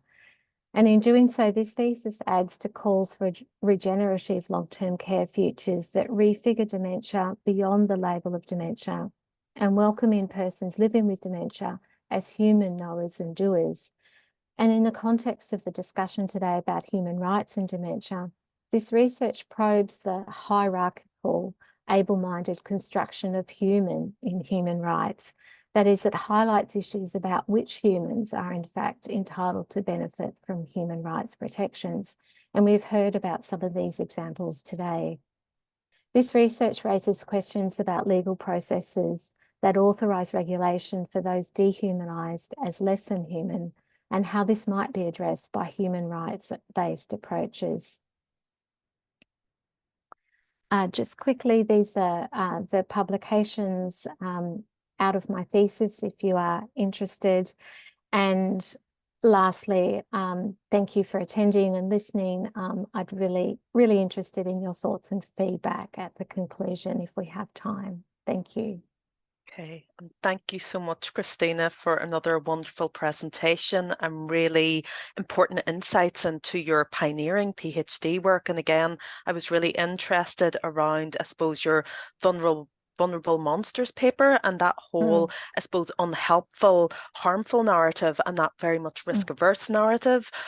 Again, that kind of dehumanizing status of people living with dementia in long-term care, the lack of intersectionality that we often see where people are just deemed as someone who has dementia, you know, not that they're a mum, a dad, other kind of contributory factors. And then, as you say, the huge gendered dimension to dementia, both the lived experience, but also within that care context. So again, look, we can share your publications and I'd really encourage people to read it. I'll be certainly using them in my teaching and my work, and it's been fantastic to hear those insights. So thank you very much. Okay, and look, hopefully we'll have some time to come back to you for questions at the end. So time is moving on. So we're going to move on to our next speakers. So we're moving back to Kate, but also Dr. Linda Steele, who are going to talk about reparation for people living with dementia. We've already heard a bio for Kate, but Dr. Linda Steele, we had the pleasure of having Linda in UCD last year speaking to us. Linda's an associate professor at UTS Law Faculty. She's a socio-legal researcher working at the intersections of disability, law and social justice. Dr. Steele is currently leading a programme of research, Truth, Justice, Repair, through which she is exploring how we reckon with and repair the harms associated with violence, institutionalisation and segregation of disabled people, including people living with dementia. So over to Linda and Kate, and thank you very much. Hi, sorry, I've just got to re-share my... Yeah, we can hear you okay, Linda, and we can see full screen. Thank you. Okay, so I'd just like to begin by acknowledging that I'm presenting on the lands of the Wadi Wadi people of Darabal country, and as Kate said before, she's presenting on Kaurna country. And I'd like to pay respect to elders past and present, recognising them as the custodians of this land and recognising that their sovereignty over this land has never been ceded. Kate and I will be talking about a research project that we did together, but there were a lot of other people that had such important roles in the project. So I'd like to recognise all of their contributions, our funder, the Dementia Australia Research Foundation, our organisational partners, Dementia Alliance International and People with Disability Australia, our wonderful advisory group, a couple of the people I think I saw in the audience list for this session today, and also everyone who participated in our research, particularly those who are living with dementia, and our research assistants and counsellor that was present at the focus groups. And I'd also like to thank Sarah for inviting us to be part of this event and for all of her careful organising of the event. Thank you. So as we've heard today, there's a significant and long-standing problem of harm experienced by people living with dementia in Australian residential aged care, but also we've heard in the Irish context and in other countries around the world. I'll be talking today on the Australian context. And media, government and advocacy reports from other nations have also highlighted that this is a global problem. The impacts of this harm on people living with dementia are diverse and wide-ranging. People living with dementia are subject to physical and sexual assault, use of restrictive practices, detention, as Maeve focused on, non-consensual medication, neglect in personal care, and again, Maeve referred to issues around incontinence brought on by a lack of support in aged care. But also, as Kate mentioned, denial, and Helen as well, denial of the supports that people need to be able to live in the community and the rehabilitation and health services they might need to live well as, in the community. So the impacts of all of these different harms are wide-ranging. People living with dementia can experience physical and psychological injury, trauma, increased disability, and greater need for support, and even death. And families and care partners can also experience harm. And this includes moral injury. So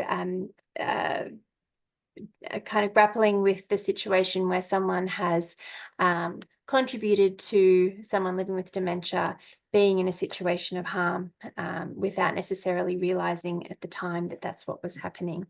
And they can also experience ongoing loss, guilt, betrayal of trust, trauma and anger about how the person living with dementia has been harmed.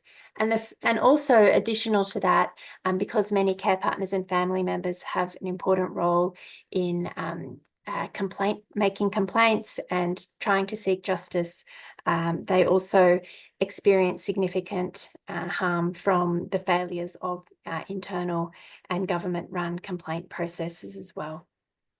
So this harm and its impacts were explored by the Royal Commission into Aged Care Quality and Safety, which Kate and Christina have mentioned.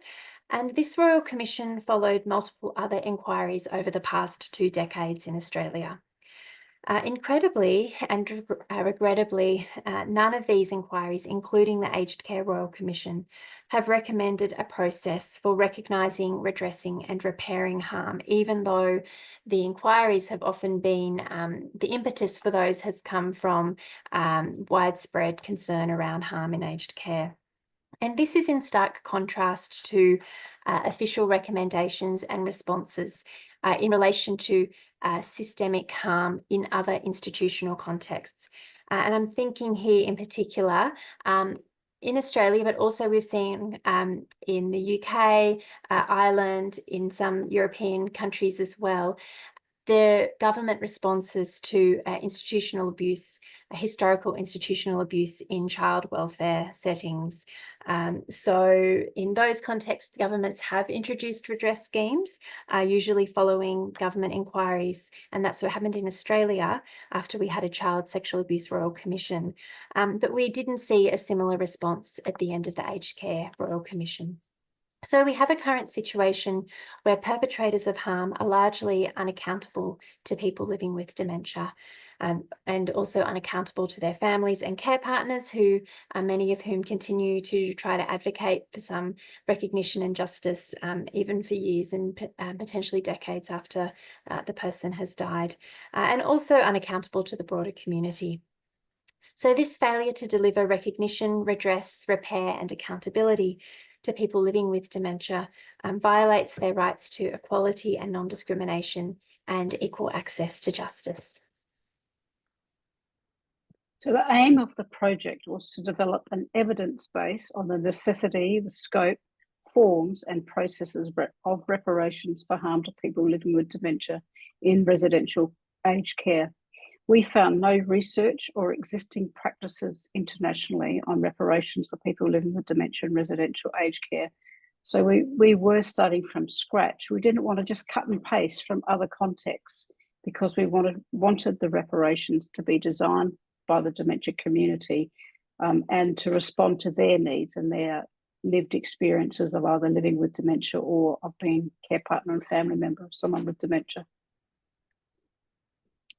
So the project methods, the project utilised a disability human rights methodology, and it involved 4 stages. Stage 1 involved focus groups exploring research participants' views on reparations. Stage 2, we developed some draft dementia reparations principles, which were informed by the findings from the focus group.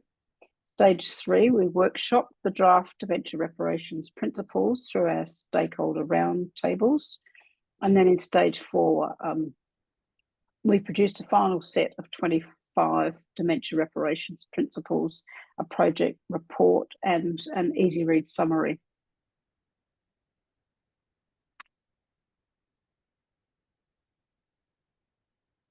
We found that all of the participants supported reparations, and in their discussions of reparations, we found 4 key interrelated concepts that must drive the dementia reparations principles. These 4 concepts are recognition, accountability, change, and people want it now. As we said earlier, people are over the rhetoric, they want it changed. So for recognition, recognising the harm to people with dementia, living with dementia in residential aged care, and the wide-ranging and ongoing impacts of this harm on people living with dementia and their family members and care partners, is important for 3 specific reasons. One is that people living with dementia are devalued and not believed, dehumanised, as Christina said in her presentation. Secondly, family members and care partners who seek to advocate against this harm are positioned as problematic and disruptive and are often silenced, and the failure to validate the ongoing impacts on them of their feelings of grief, loss and anger relating to the harm to individuals living with dementia confirms that the lives of people with dementia do not matter. Thirdly, existing justice, political and regulatory processes have failed to acknowledge and provide people living with dementia, family members and care partners with the material resources and supports to address these impacts. Recognition sends the message that the harm is wrong and that the lives of people with dementia matter. recognition must be reflected in forms of reparations that provide opportunities for public acknowledgement of, learning about, and action in response to the harm and its impacts. Recognition must also be reflected in reparations processes that centre the leadership, experience, and voices of people with dementia and are shaped by their individual circumstances and identities. The accountability of individuals and organisations, which was our next key finding. The accountability of individuals and organisations who have perpetrated harm to people living with dementia in residential aged care is important, we found, for three particular reasons. Firstly, existing justice, regulatory and political systems have failed to recognise the wrongfulness and at times illegality of perpetrators' conduct. Secondly, perpetrators and other individuals and organisations have actually benefited financially or otherwise from the harm. Thirdly, the current absence of accountability legitimates the ongoing perpetration of harm. So perpetration must be reflected in forms of reparations that reckon with and sanction wrongdoing, require the shedding of financial benefit that has been gained through the harm, and require action that will stop ongoing perpetration of harm. Accountability must also be reflected in reparations processes that are safe, transparent, and independent, and that hold individuals and organisations accountable for their role in reparations. And the third theme that we identified was that of change. And I'll just flag that on each slide, we have taken some key quotes from the focus groups of different participants. These quotes really exemplify the theme. So ultimately, reparations need to be directed towards bringing about change at structural and systemic levels. While reparations necessarily respond to something that's happened in the past, this must always be connected to preventing future harm at the individual and structural levels. And there are three reasons for this. First, reparations can otherwise be experienced as empty words, and people feel like they're just being paid off if the compensation or any stories they've shared are not followed up with long-term action. Secondly, harm arises from the structural and systemic dynamics of aged care. These aren't just one-off random instances. And accordingly, the conditions of continued perpetration of harm need to be addressed. We need to recognise the fact that harm is designed into the aged care system. It's designed into and often financially incentivised as well. Third, while the past cannot be changed, the lessons from the past can be used to change the future. And this was something that I think really came through very strongly, particularly with our care partners and family members. Change must be reflected in forms of reparations that are directed towards human rights-based change to laws and practices in residential aged care. And each form of reparations there must exist a clear connection, whether it's in the form of compensation or truth-telling or an apology. There needs to be a connection between that action and some kind of future-oriented commitment to an action on change. So reparations processes must also include monitoring and enforcement of action to stop ongoing perpetration of harm. So once the government or an aged care provider has provided some, whether it's an apology or compensation, there needs to be follow-up to make sure that any commitment they've given to prevent such harms occurring in the future, that commitment is actually seen through. And fourth, reparations are urgently needed and should not be delayed. And this is for three reasons. First, there's ample historical and current evidence of widespread harm and its impacts on people in aged care.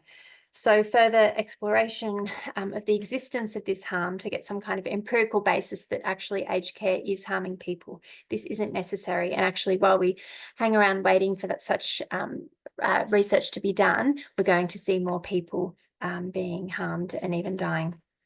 Second, reparations are recognised in international human rights law, and Maeve referred to some of this in the context of torture. And reparations and redress have already been introduced in relation to other contexts of systemic institutional harm, such as historical institutional abuse. And so there are examples of how this can be done. And third, people living with dementia who have been harmed, those who are still alive, urgently need rehabilitation and support and move to safer places, whether that's in the community or other housing and accommodation where they will be removed from the harm. Many who have been harmed are older, and there's a risk that they will die before they can access reparations. And this is a problem across all redress schemes, and we see it in the Australian context with institutional child sexual abuse. Delays in redress for much older victims can sometimes mean people miss out, and there's a high risk of that in the context of aged care, where the majority of people are older people. And we also know that family members and care partners live for years and decades afterwards with the ongoing impacts of the harm to the person, and also the ongoing reality of harmful complaint processes as well. So the project also found that there are unique challenges to realising reparations for people living with dementia. Kate kind of touched upon some of these ideas in her talk, and I know I'm running out of time, so I won't go through them in any detail. But yeah, if we're talking about justice or human rights recognition or redress or recognising harm, then we are coming up against a lot of social and cultural barriers that Christina also touched upon as well, and Maeve did as well, around stigma, discrimination, also the economic imperatives to continue harm, such as poor incontinence management, use of restraint, use of psychotropic medication. Using those is actually quite profitable for aged care providers. And we're also dealing with a situation where aged care, long-term care is a system that is growing and isn't in decline or hasn't been deinstitutionalised in the same way that child welfare and some disability contexts have. So just to conclude, this project is a call to action for greater research and advocacy around reparations and redress, and ideally for governments to implement reparations. That might be through a separate new redress scheme, but as I know Maeve has talked about in some of her other research, we also need to make sure that we're not losing sight of equal access to justice and the importance of transforming our court systems and complaint systems that we already have that are available to everyone, to make sure that they are also equally available to people with dementia as well. And the framework that we've developed in our project can apply to the justice system, or it can apply to how we might approach designing additional redress mechanisms. So thank you. Okay, and thank you so much, Kate and Linda, again for another really powerful, thought-provoking presentation. Amazing work in this project, and again, I think what you've talked about will resonate with many of our attendees today in terms of that reparation piece around residents actually having the bravery and the supports to speak out when they are being harmed, and likewise for family caregivers, and that, I suppose, reassurance that there won't be negative repercussions, which often is the barrier to people speaking out. Again, that need for accountability, which often we find very difficult to kind of push for, but also that need for change both at the structural and systemic level, and within that the timeliness and the need for timeliness in those reparations and that pursuit of justice. So again, I'd really encourage everyone to access Kate and Linda's document, and again, I think for other jurisdictions beyond Australia, there's a real model there in terms of introducing reparation and redress schemes. So thank you both so much, sincerely. Look, I'm aware of the time and we're a wee bit over time, but we'll be okay.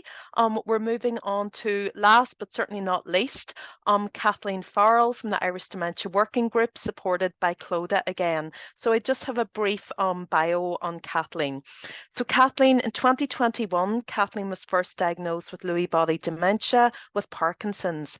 Kathleen lives in Tala, Dublin, with her sister and her aunt, who she cares for. Being part of the community is really important to Kathleen, and Kathleen enjoys meeting friends and using all of her local amenities in the community. Kathleen joined the Irish Dementia Working Group in 2022 and has decided to become an advocate for other people living with dementia. Kathleen is also a member of the Understand Together Working Group and took part in the Understand Together national logo campaign. Kathleen has subsequently spoken at policy events and the Alzheimer's Society of Ireland pre-budget submission. She's participated in dementia awareness training for staff in the Abbey Theatre, took part in the Alzheimer's Society of Ireland Dem Talks podcast, and recently took part in the Irish Human Rights on Equality Commission's Ageism campaign. That's a lot of work, Kathleen. You've been very busy.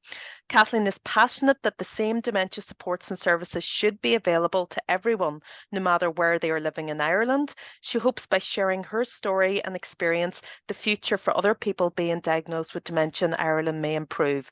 So again, Kathleen and Clodagh are going to talk to us about the Rights Made Real project, and I'm going to hand over to both of you now.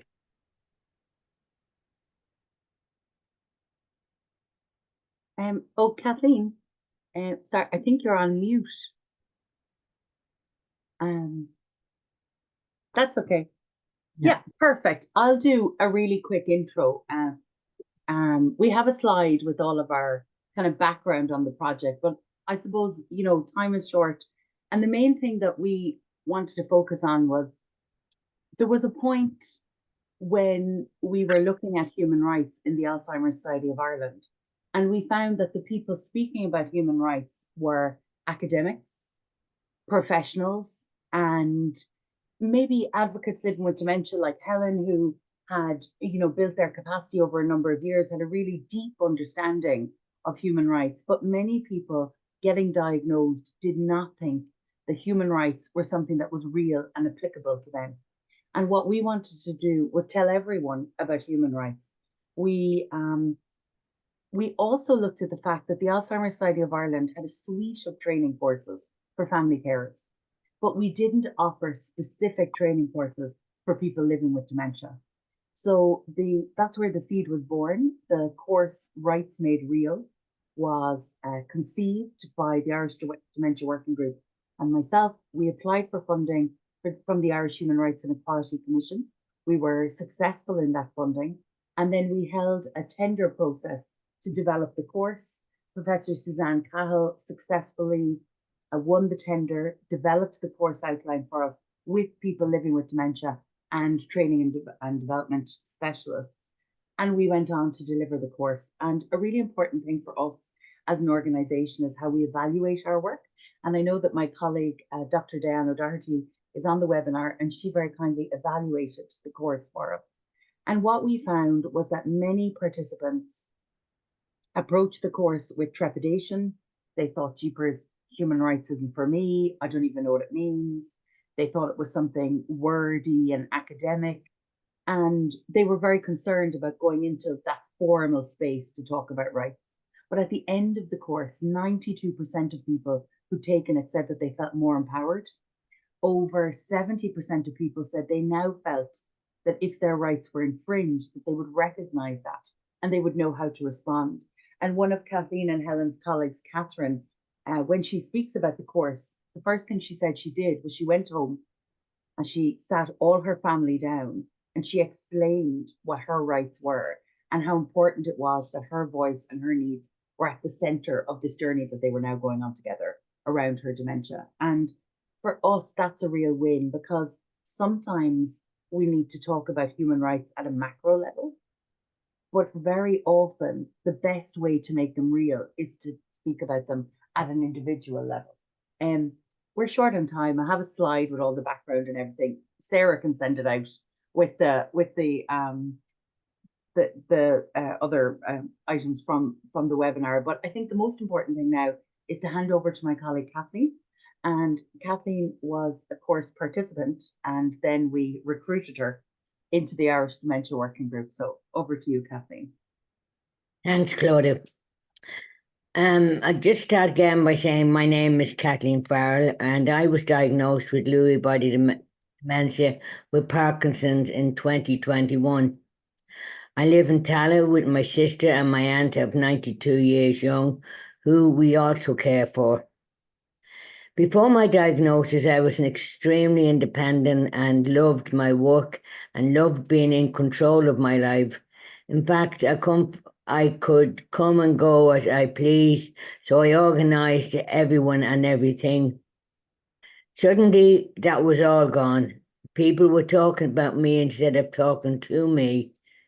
I knew I had to take back control, and I would never survive being silent.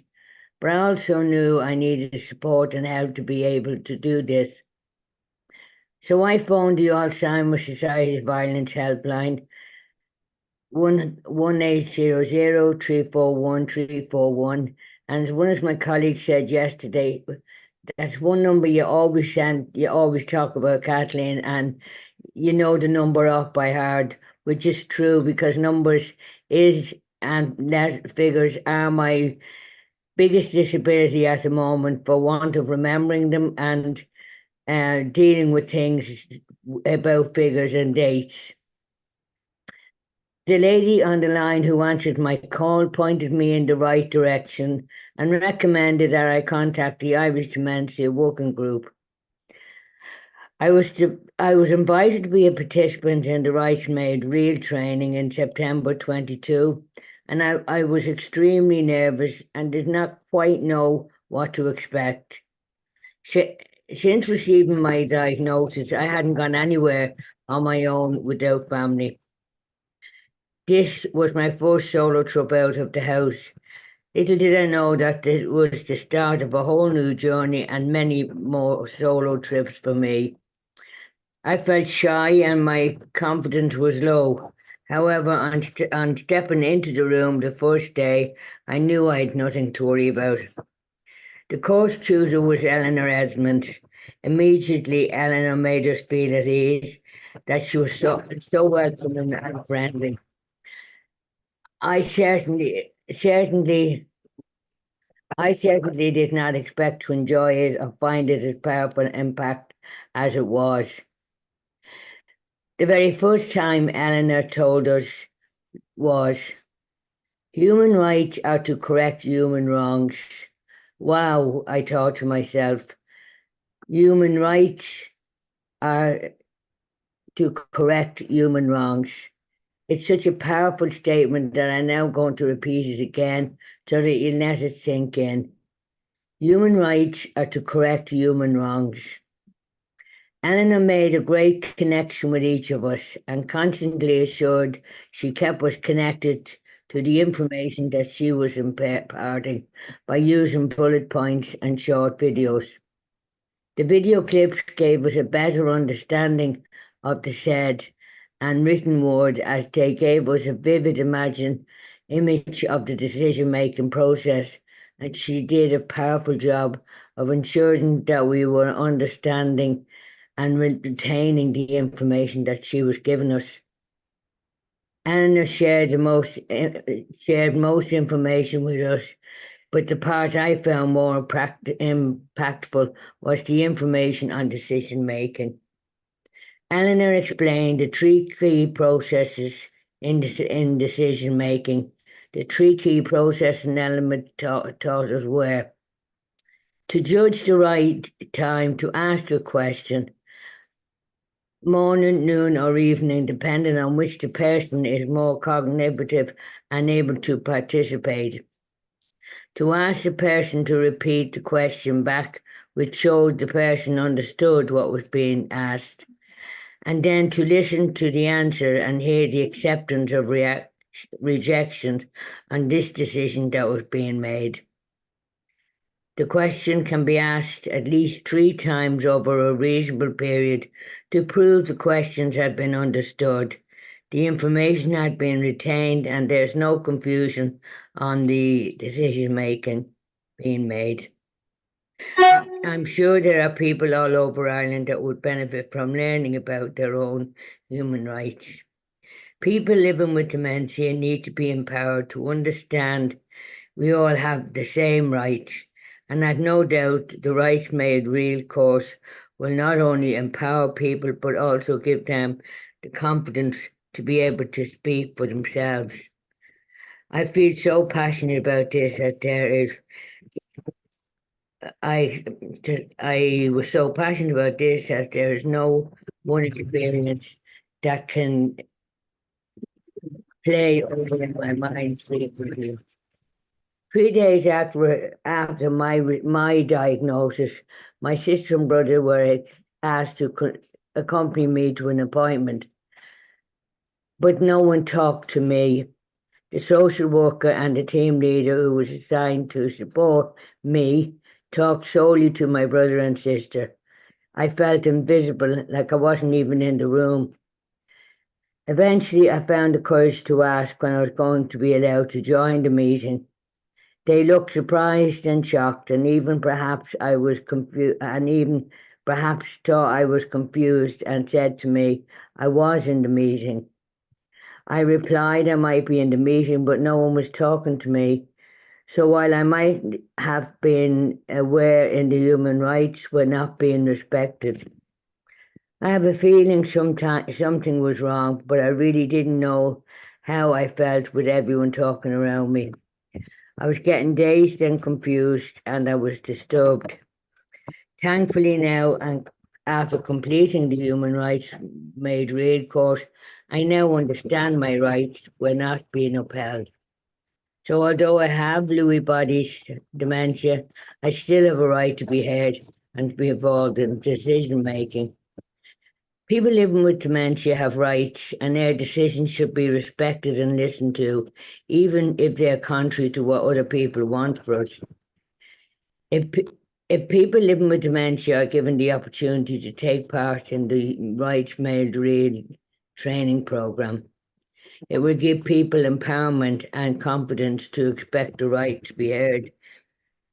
It will give us the tools we need for decision making, and gives every one of us an understanding for our rights for the future. Since completing the Rights Made Real course, I have joined the Irish Dementia Working Group.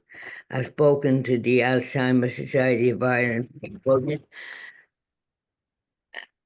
took part in dementia awareness training for staff at the Abbey Theatre.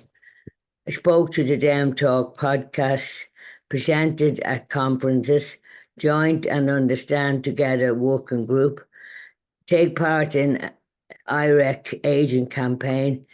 Now today I can add a webinar to the list. It's been an amazing journey so far, one I have no doubt I would not have been made for me without the Rights Made Real course in person and empowering me. And that's my story. So I hope you got something out of it. And the thing I would like to leave on saying is, people with dementia have rights, and it's up to everybody to try and see that first before they see the person. If they're talking to them about different things, it's not always easy when people look at you and say, "'Cause she couldn't have dementia." In my case, I used the walking stick, because of the Parkinson, and that's a first sign that there's something wrong. But it shouldn't be down to that. It should be that there should be, I suppose, a register won't make a difference, but it would help in making people understand that the rights to the human rights are important, and we do know and we are aware of what's happening. It's just we can't respond as quickly. So thank you for listening. I hope some of what I said made sense, and questions and answers. I'll be here to answer if any. Okay, Thanks, thank you. I suppose we wanted to finish by really stressing the importance of individuals being aware of their own rights. I remember I used to work in care settings, and I used to be involved in activities for older people and people living with dementia.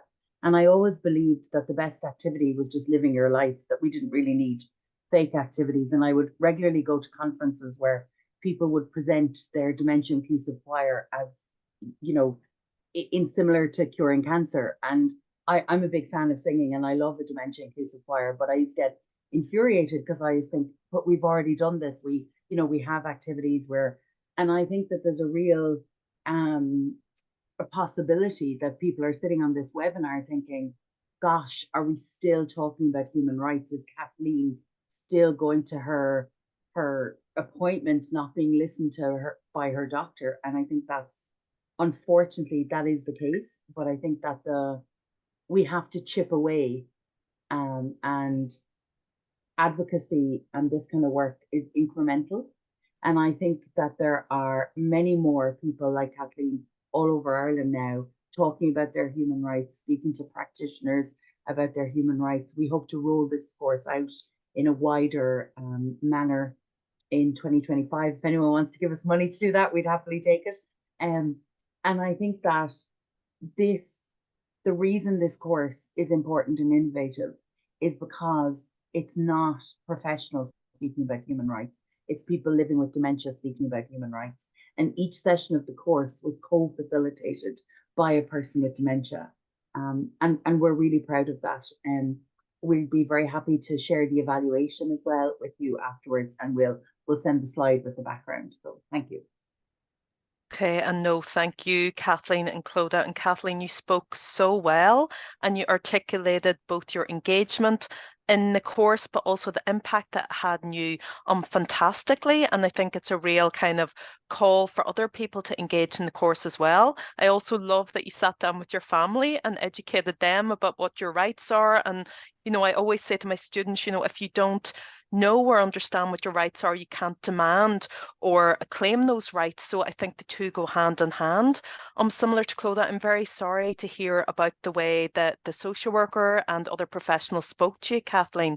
I did my own PhD on that very topic nearly 15 years ago, where we did find that doctors and other professionals spoke to family members but ignored the person with dementia, and I had hoped things had improved somewhat, but it sounds like we still have some work to do there. So, but I think you've really given us inspiration, and again, this course is something that people can really tap into and harness. So thank you very much.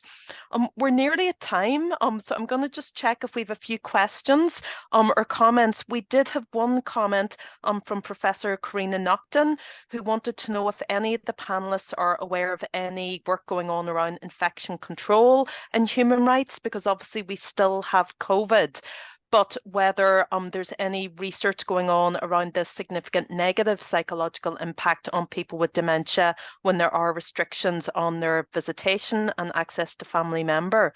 I mean, I'm not aware of any, but I'm not sure if anyone else is. No, not seeing anybody. No, and look again, maybe that's something that can be looked into. And we also had a comment from Mags Crane, who I think has had to leave, around, I suppose, do panelists have concerns about the impact of privatisation and neoliberalism on our delivery of health and social care services? So again, I think several of our speakers alluded to that in your presentations around the negative impact on care, but I'm wondering, does anyone have anything else they'd like to add in relation to that? The only thing I would add in is one of the things that's very important. I think I have my regime set up because I have the same team of doctors for most things, so they know, and they also know that I insist on either my sister or my brother come in, because it doesn't actually register with me some of the talking that they actually do. But the only thing they are, which has started since, and it has only started since I was diagnosed and started talking about groups. They ran a course for carers looking after people with dementia, and then they did the same course for people with dementia for people with dementia, the course, the same one, looking after or helping out with the care or giving your rights and your opinion on things. So yeah, there is things going on, good things, which I think is important. Yeah, no one, as I think Helen said earlier, we need to look at the positives sometimes, Kathleen, as well, in the midst of some of the poor practices that are going on. Anyone else want to comment on anything? We also have a few, this is a brilliant webinar. Grateful that this panel and the work they do validate violations of human rights experiences of people with dementia, as well as the impacts that they have on care partners and families. We also had Carmel Gagans thank Helen specifically, and I suppose acknowledge that we need to continue to work on a right to home care and not have individuals forced into care homes because of financial restraints. Most people want to remain in their own homes. And again, just a final question, is there any steps that attendees can take in terms of pushing policy to ensure that those living in residential cares, human rights are upheld? Is this down more to training or improved advocacy? Anyone want to comment on that before we finish up? Clodagh? You're on mute, sorry.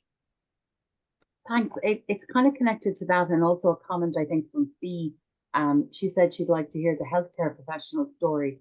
And I think that's very important. I think that, you know, it's very difficult to live in a long-term care facility. And it's also very difficult to work in a long-term care facility often if you have poor value placed in your work, poor work conditions. I don't for a moment think that it's an excuse for poor care, far from it.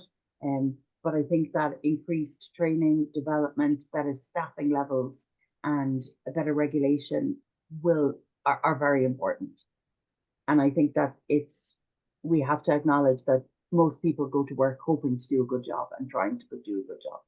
Yeah, and I think that's a really important point, Clodagh. I think relevant in Ireland and beyond in terms of the working conditions of many of our care providers, the awful working conditions. And really, I think that that's something that does need more attention, more research. I think there hasn't been enough attention focused on that. And certainly something, you know, we hope that people will engage in. So thank you very much. We don't Sarah, seem... Can I just add on that, Sarah? Please do, Helen, yeah. I think a lot of it is still continued advocacy on our part to ensure that people are aware in nursing homes. I know Carmel and I visit nursing homes quite a bit to create awareness and to make change. And in fact, we have seen change being made because of us being there, engaging with the care home owners. Also, I think one of the difficulties we have in this country is that because we do not have that option to stay at home or to go into care homes, of course, there are many people that will end up in care homes or nursing homes, but we need to, we also need to see and encourage and advocate and create more awareness and education about why it's important that we stay at home as long as we can. And I'm always jealous of other countries around the world that they're not in the same predicament as we are here in Ireland. So, say for example, myself, I live alone. I have